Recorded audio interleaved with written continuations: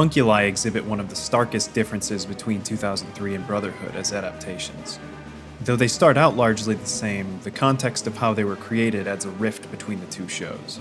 As such, the approach to the characters musically splits in the narrative. In fact, in 2003, the homunculi don't have a unifying theme until after the story diverges. In episode 22, in the basement of the Fifth Laboratory, Ed confronts Lust over why the homunculi want a Philosopher's Stone in the first place, to which Lust responds, "I want to become a human. Nothing more." The softness in her tone and the meaning beneath her words stand in stark contrast to her maniacally cold counterpart from Brotherhood and spark a much different narrative path for these characters, a much more tragic one. Unlike the homunculi in Brotherhood, those in the original anime were made as a result of human transmutation, the ultimate alchemic sin the brothers committed at the beginning of the story. 2003's Lust, Wrath, and Sloth, while still antagonists, are portrayed far more empathetically.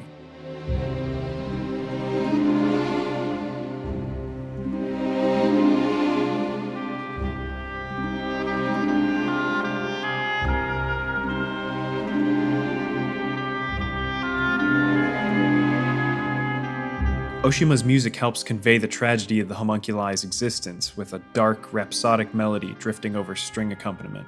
The orchestration bears resemblance to Tchaikovsky's ballet Swan Lake, which serves as a reflection of the homunculi's existence.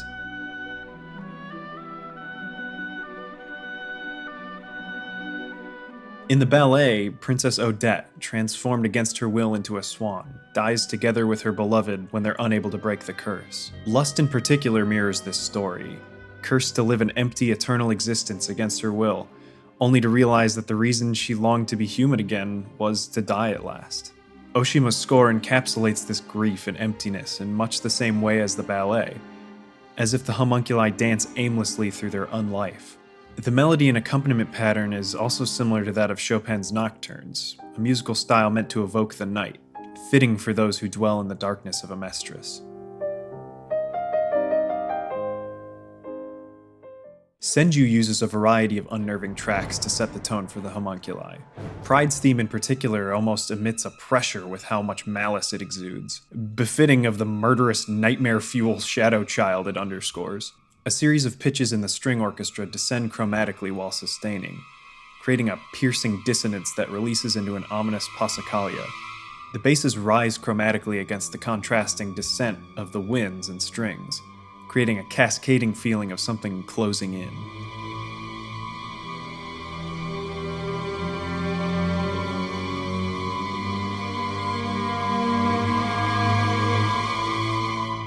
An atonal melody breaches the texture with wide, symmetrical intervals of a minor sixth and major seventh.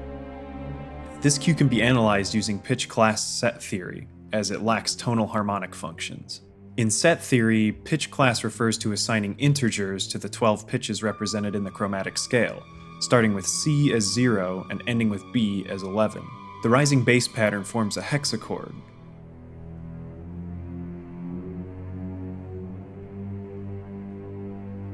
The falling texture in the strings and winds forms a tetrachord, and the melodic figure in the violas forms another tetrachord.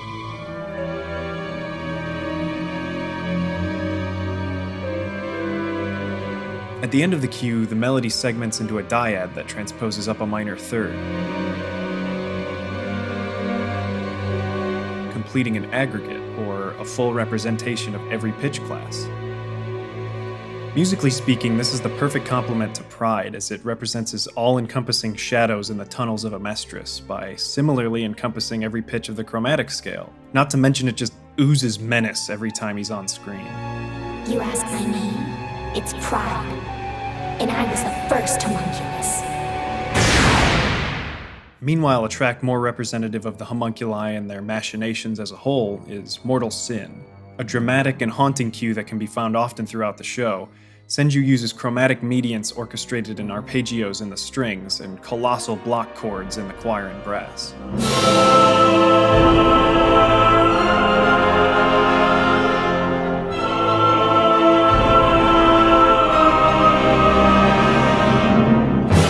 This music goes a long way toward accenting the atrocities the homunculi commit throughout Brotherhood, as its harmony slips from one abominable chord to the next through the shouting choir. The title itself referencing the sins of man that form the homunculi's existence.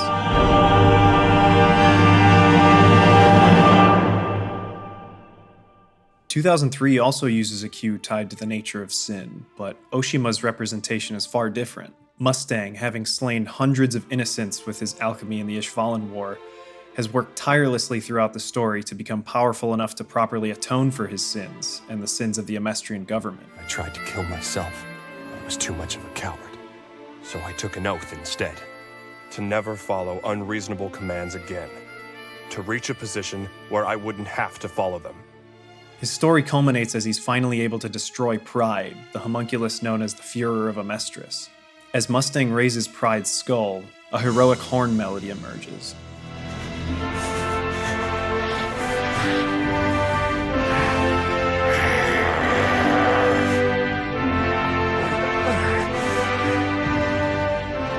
I don't know how long you've lived, Führer, or how many times you've cheated death, but not anymore. But this isn't just the hero beating the villain. Oshima's track, simply called Sin, underscores Mustang overcoming his guilt to act, triumphing over the sins of his past. Knowing full well he likely won't make it out of the Führer's home alive, he went out of a sense of obligation to the lives he destroyed in Ishval, and emerges victorious. The full orchestra moves back and forth between F major and G major, before arriving at a valiant A major, forming a flat 6 to flat 7 to 1 progression. This track similarly underscores Scar as he fulfills what he saw as his purpose in life, to use his brother's alchemy to forge a Philosopher's Stone and achieve revenge against the Amestrian military.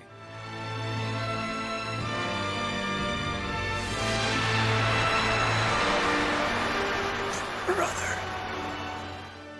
In what would otherwise be a horrifying scene of mass murder, Sin dauntlessly underscores Scar's choice to evacuate the residents of war-torn Lior and lure the military in as sacrifices for the stone.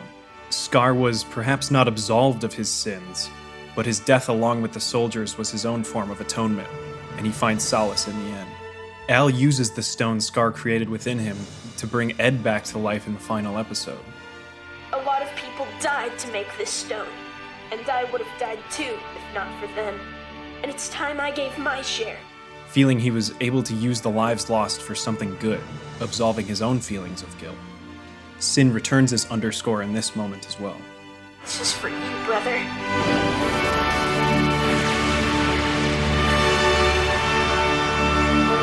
I'll miss you.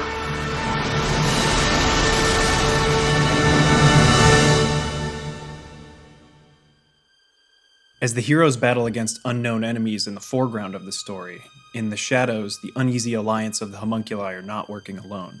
2003's divergence from the manga's plot grants the story an original villain, the immortal, body-snatching Dante. Initially revealed as Izumi's teacher, her theme is introduced with her in episode 32, as if being played on a phonograph. It's open. The Elric brothers have arrived.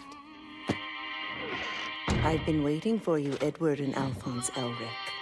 So you're Dante, are you? That's right, and you two must be Izumi's great apprentices. The diegetic nature of this cue obscures its ominous similarities to the homunculus theme, as it underscores a seemingly kind old woman. The vocalist sings in a style akin to a sultry lounge singer over a devious-sounding minor 1 to flat 6, 7 to 7 half diminished 7.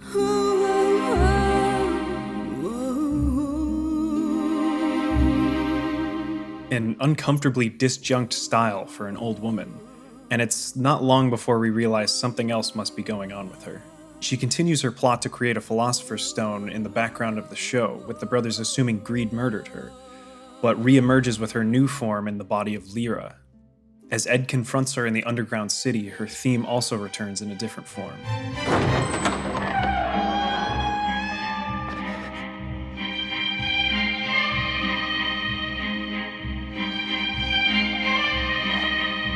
A frantic waltz based on Dante's theme fills the ballroom as Ed arrives, once again sounding diegetic, as if Dante's vanity is so strong that she pumps in her own theme music.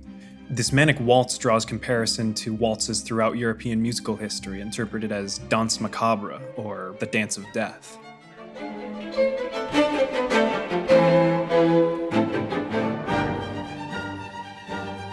Originally an allegory from the Middle Ages, the Dance of Death depicts death itself summoning the dead to revel in a dance among their graves.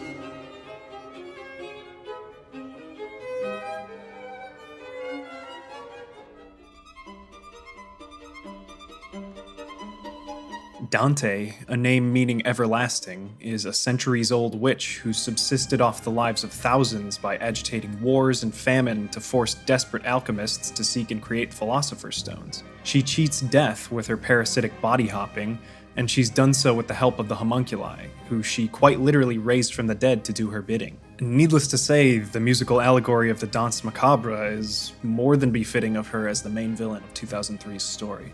The truth is, the law of equivalent exchange is a lie. People work because they believe it will pay, but equal effort does not always mean equal gain. Though the main antagonists of both adaptations share similar goals, Father's presence is entirely distinct from Dante's. A veritable boogeyman enacting his will underneath the Emestrian capital, Father created the homunculi by shedding his worldly desires and giving them shape. The 7 deadly sins of man.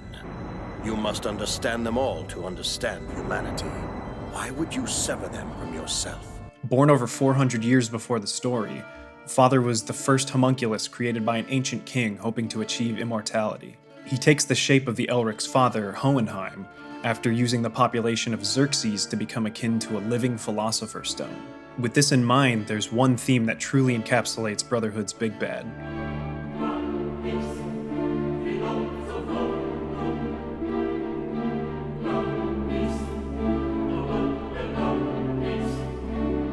Lapis Philosophorum, Latin for Philosopher's Stone, musically represents the call of the stone itself, the call that created Father in the first place.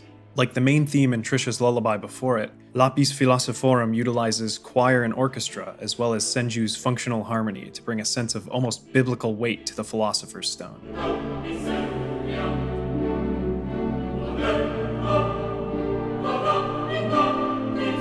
The Latin lyrics themselves add to this, singing of the endless woes the stone brings, and cautioning against ever seeking it out.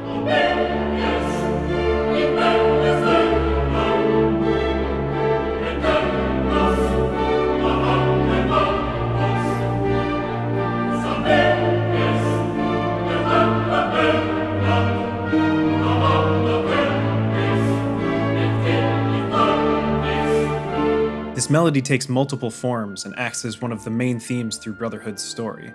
But once Father's plan is enacted on the Promised Day, another theme appears, one that encompasses the power Father seeks.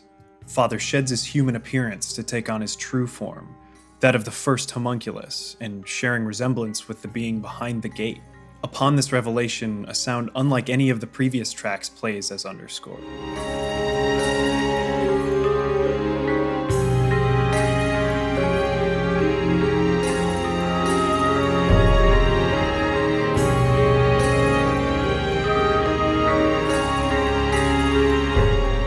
Gamelan. The orchestra is coupled with instruments from gamelan ensembles and utilizes the notes of the Epilogue scale, creating a minimalist polyrhythmic sonority of mesmerizing interlocking patterns. Now, stop me if this is sounding familiar, but gamelan is one of the most ancient forms of music still performed in modern times. In Javanese mythology, the supreme god, Batara Guru, created gamelan music around 230 AD. The power Father plans to obtain during the Promised Day eclipse is that of the god beyond the gate, the most ancient and mysterious power within the world of Brotherhood. Ante Meridiem harkens to a much greater and more primordial force than that of the Philosopher's Stone. Thus, the influence from gamelan achieves a deific significance in these scenes. You were incapable of believing in yourself. You stole your power from others. You rejected your human origins and chose to covet the power of what you call God. The more fully orchestrated The Awakening takes this a step further after Father's plot fails, and his form is reassimilated into the gate by the unsympathetic god he attempted to conquer.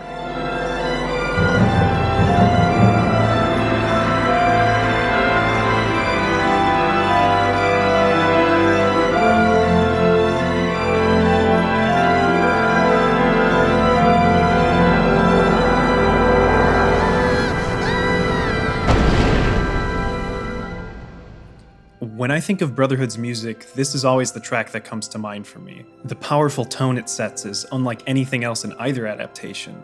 It's subtle, but deeply impactful at the same time. It's masterful scoring work by Senju.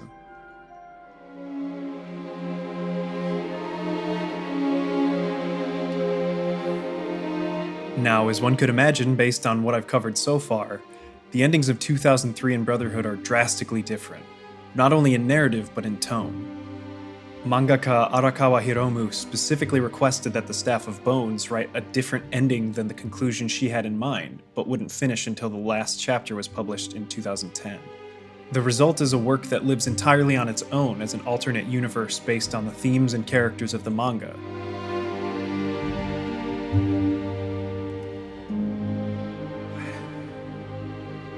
Hello? Where am I?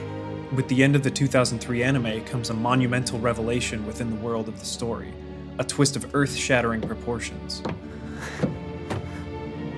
That's odd. The gate isn't simply the manifestation of the alchemic law of equivalent exchange, but a literal gateway to an alternate universe operating in parallel chronology to that of Amestris. Edward, quick! It's an air raid. We have to go now. Come on! In one of the most flabbergasting moments I've ever seen in an anime, in the third to last episode of a wholly original fantasy show, we're suddenly hit with Beethoven 5. And I love it. The sheer audacity of it is astonishing, and the effect works exactly as intended. Immediately, the world as we knew it is flipped upside down, and the image of zeppelins encroaching on the Palace of Westminster quickly confirms it. This is London. This is our world. This is Earth. Specifically Earth during the 1916 Second Reich bombings of London.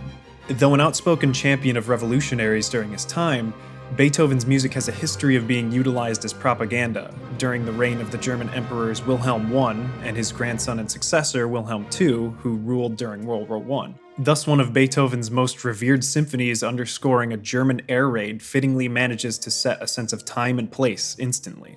The fifth and its opening motif has also been coined fate by audiences and critics, though there's little evidence to prove this was Beethoven's intention in composing it. Either way, the theme of fate ties into the Elric story as they attempt to defy their fates and get their bodies back, most of all here in the end of the series as they face Dante.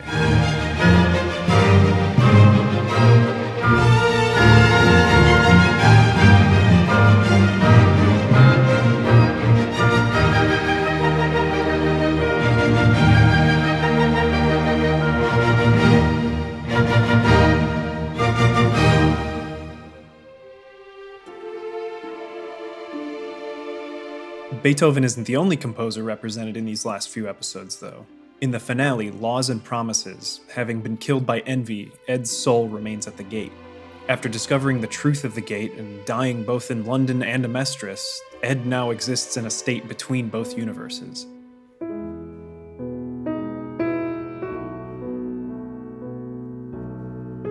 In this transient state between life and death, Chopin's Étude Opus 10 No. 3 plays.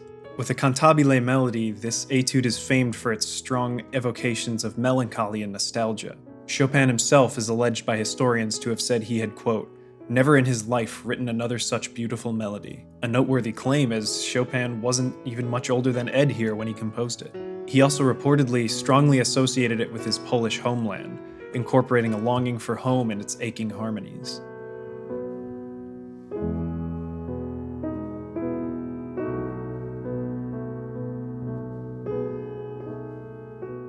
By the 20th century, Chopin's etudes were standard concert repertoire played around the globe and thus would have been well known in the time of Ed's passing through the gate.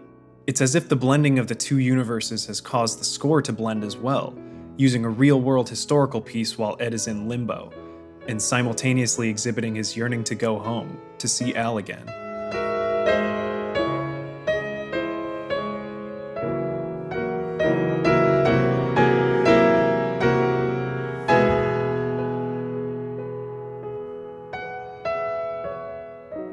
Following Al transmuting himself as a Philosopher Stone to revive his brother, Ed decides to perform one final transmutation, sacrificing his body, mind, and soul to the gate to get Al back the way he was before their journey began. Maybe life has no equal trade. Maybe you can give up all you've got and get nothing back. But still, even if I can't prove it's true, I have to try. For your sake. The Etude returns as Winry sees off a determined Al, successfully restored, at the Resembool station. I'll find a way to bring Brother back, and then we'll all be a perfect team.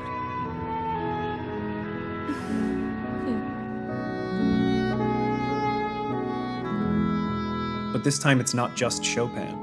Oshima's gorgeous orchestral arrangement of the Etude combines the work of a historical composer and the composer of the series' score, melding the two universes of reality and fantasy into a shared whole. Piano and harp accompany as an English horn carries the alto melody before passing it seamlessly to an oboe for the climactic final phrase.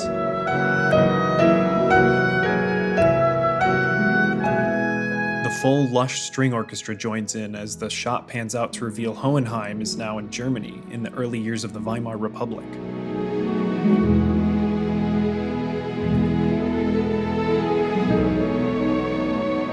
Chopin's music takes on an extra meaning now, set in Germany in the years leading up to the Third Reich and the invasion of Poland, which saw his music widely banned. It's as if it's a calm before the storm. We discover Ed is now on the other side of the gate as well, attempting to use modern science to find a way back to his brother in a world without alchemy. Haven't you studied Einstein's theories? No one believes him. If you can't use alchemy, you'll go by machines. Is that the plan, son? He begins to doubt himself, questioning whether equivalent exchange, the law on which he built his entire outlook on life, is really true, or if he sacrificed himself for nothing. Hohenheim's words here have left a lasting impression on me. You boys had a long journey together. All the people you helped along the way, all the hardships, the pain of losing friends you loved, the determination, sweat, and blood. Don't you think that may have been the price you paid? Finally, the very first cue ever played in FMA leads us out triumphantly as Ed and Al forge a promise across universes to see each other again. Oshima's The Way Home fits the scene perfectly, with the snare and brass creating a texture sounding like a locomotive leaving its station as the brothers take trains on opposite sides of the gate.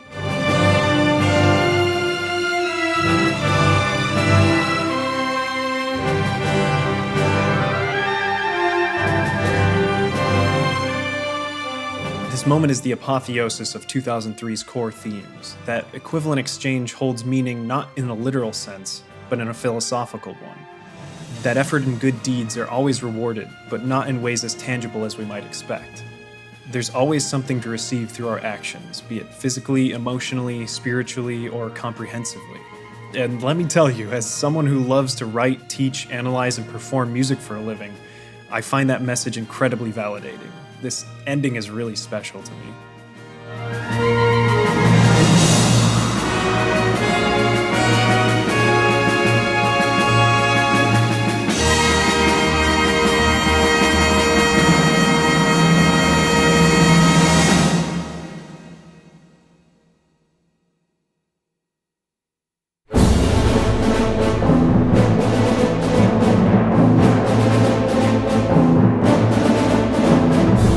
For Brotherhood's ending, much like the story itself, Senju brings back his best hits for a finale with maximum impact. Very rarely has an anime series featured such a decisive, rousing, leaves you cheering on your couch ending that wraps up every loose end and spends an entire episode on a heartwarming epilogue. Being one of the most cinematic and crowd-pleasing endings ever, Senju has plenty of room to toy with our emotions till the very end. Philosophorum Omega accentuates Ed's final fight with Father.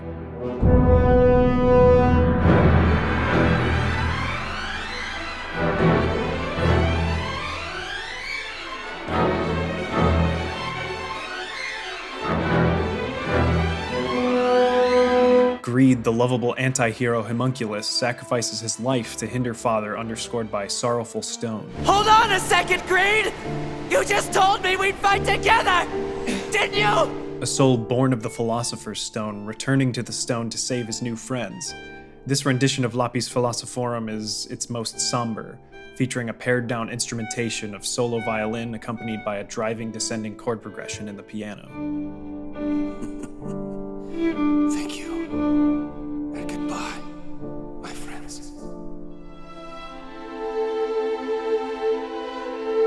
Consonance, which plays as Ed prepares his final transmutation circle, features a variation of the main theme.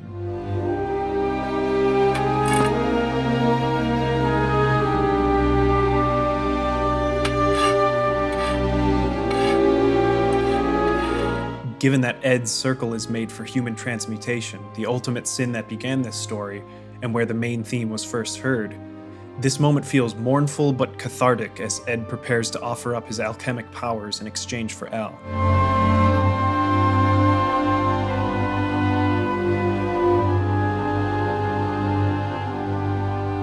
The original version of the main theme appears one last time as Ed confronts God at the gate. You're sure you'll be all right without it? Think carefully now. Ed. Fullmetal! Edward! Ed. Edward Elric. Ed. Edward! Ed. Who even needs alchemy when I've got them? Finally accomplishing the goal he and Al set out in pursuit of at the beginning of the series, closing the book as they walk toward the light together.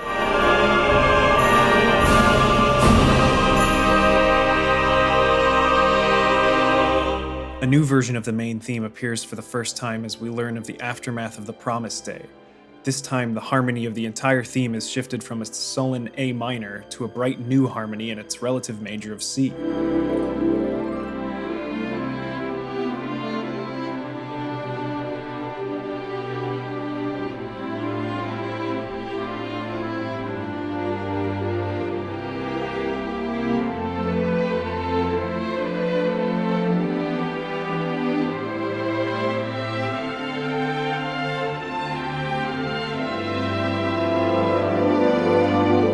This rapturously joyous arrangement of the theme appears once more as the Elrics finally return to Resembool, whole again, as they approach the one place that is truly their home, the Rockbell House.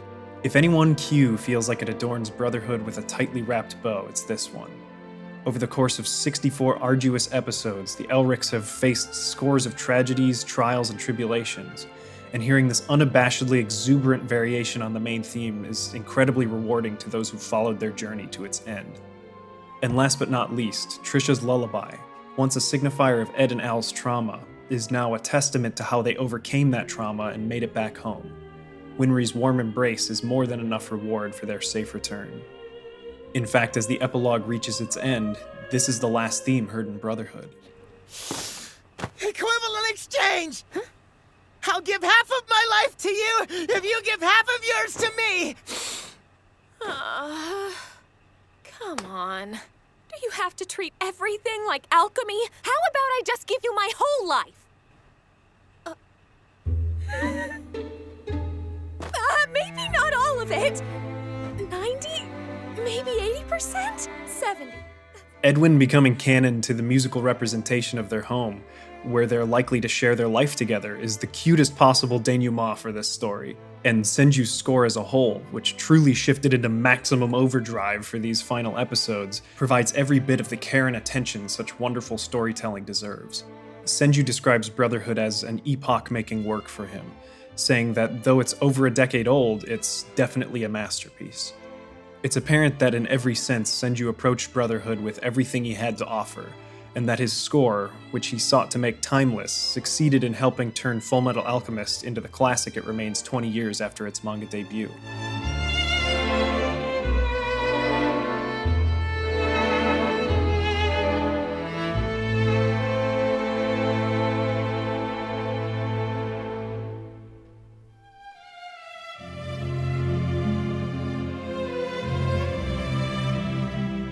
It's truly amazing to hear two composers at the top of their craft approach the same story from different perspectives. Even in the modern media culture of endless remakes, both 2003 and Brotherhood carved their own unique paths with the aid of Oshima and Senju's prodigious musical scores. If you've watched one and not the other, I implore you to give them both a chance, and I hope I helped to convince you that they both offer something uniquely brilliant in their own rights. This video has been a long time in the making for me, and was one of the very first ideas I had before ever actually starting my first video. It almost feels like something I've wanted to get off my chest this whole time, reading and watching the dizzying fan discourse surrounding these adaptations. So yeah, there's my true thesis. They both rule, and it only took me to explain why. Quite an amazing amazing feat, Edward. Thank you so much for going on this journey with me. If you enjoyed it, leave a comment and tell me about your favorite musical moment or memory of FMA. Even with this monumentally long upload, I obviously couldn't get through all of them, and I'd love to hear your thoughts about this franchise and its lovely music. As always, you'll find me all over the comment section in the replies. Catch you next time, and take it away, Chopin!